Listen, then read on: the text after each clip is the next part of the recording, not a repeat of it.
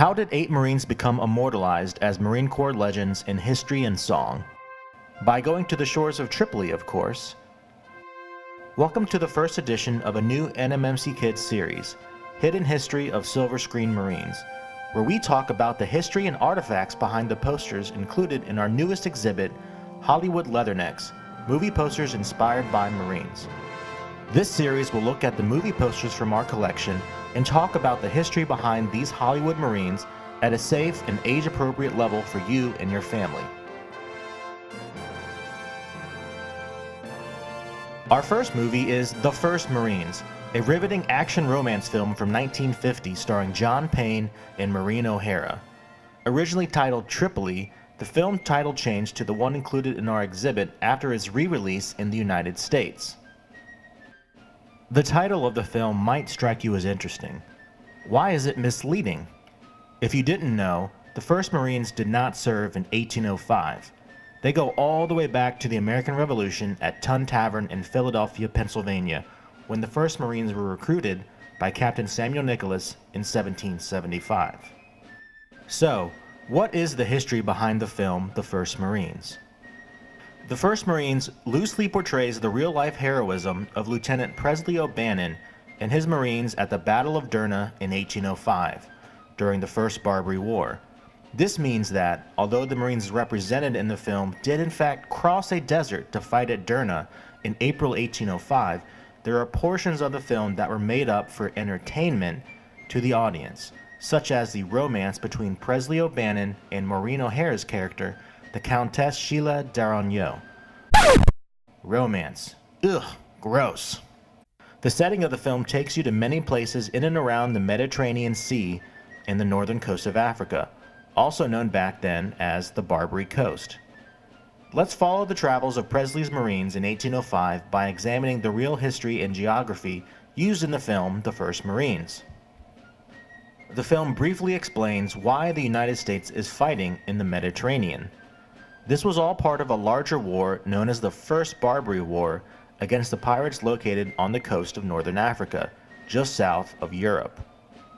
These real-life pirates were harassing American shipping and American citizens, forcing then-President Thomas Jefferson to act against these Barbary states, Tripoli, Tunis, Algiers, and the Sultanate of Morocco, which are now the modern-day nations of Libya, Tunisia, Algeria, and Morocco.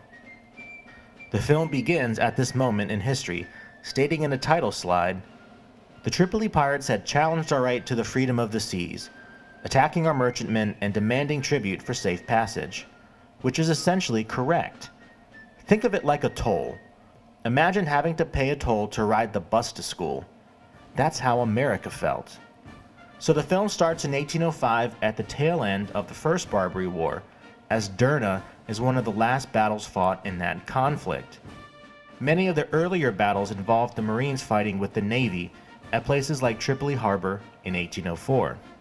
The Battle of Derna began in March 1805 in Alexandria, Egypt, where naval agent to the Barbary states, William Eaton, based his operation with Lieutenant Presley O'Bannon and a small group of Marines. In the film, their first meeting occurred on the warship USS Essex. Eaton's objective was to capture the city of Derna using a multinational group of fighters, including the 8 Marines, with O'Bannon in charge. The problem was the distance.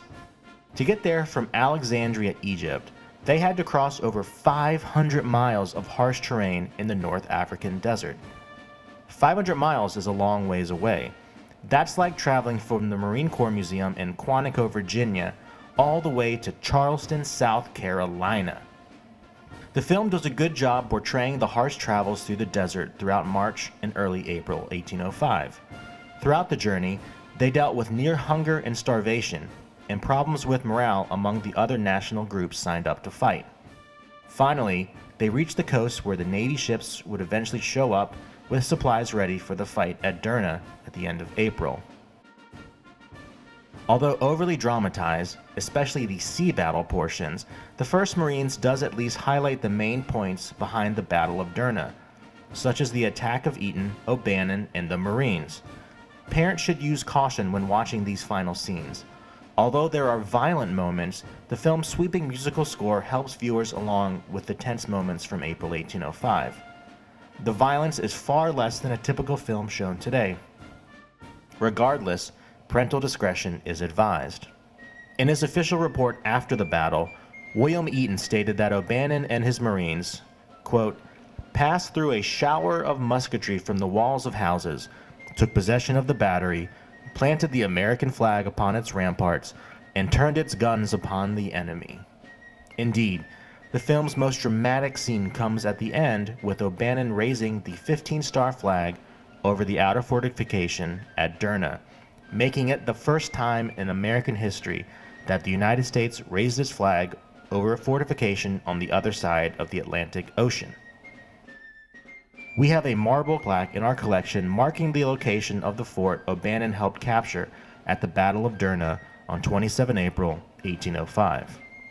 Other items of interest in our collection related to the film and the Marines there are Presley O'Bannon's famed Mamaluke sword that would become the inspiration for the sword carried by United States Marine Corps officers to this very day. This sword presented to O'Bannon by the Commonwealth of Virginia is modeled after the sword given to him by Hammett Caramanli after the Battle of Derna. A close resemblance is shown in the film's promotional poster in our collection. See the real one by visiting the Defending the New Republic Gallery at the National Museum of the Marine Corps. Pass the word along, the city is secured. At the end of the film, you can hear the familiar sound of the Marine hymn, which makes sense because the battle is forever remembered in the first stanza of the song, from the halls of Montezuma to the shores of Tripoli. We hope you enjoyed this first edition of Hidden History of Silver Screen Marines. View the first Marines poster and other posters in our exhibit, Hollywood Leathernecks now, and stay tuned for more hidden history from Silver Screen Marines, only here at NMMC Kids.